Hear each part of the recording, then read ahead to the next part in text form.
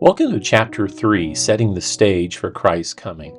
As we begin this chapter, I want you to imagine stepping back in time, back to the very day when Christ walked the earth. This wasn't just any moment in history, it was one of the most pivotal and divinely orchestrated periods that the world has ever known. In the earlier chapters, we met the gospel writers and learned about their unique audiences. Now, we zoom out to see the world into which Jesus was born. Explore the historical and cultural backdrop of the first century Palestine, its people, geography, and global influences.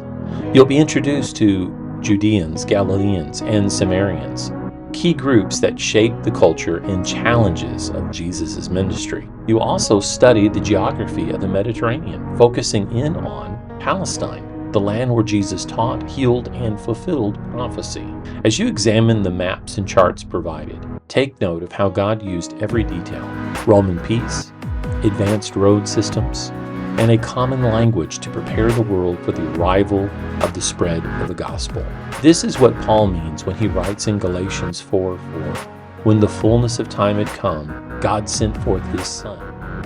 In other words, Christ didn't come at a random moment. He came at the perfect time, into a world perfectly prepared by God.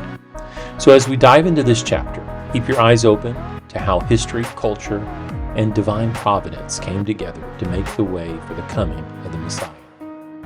Let's begin.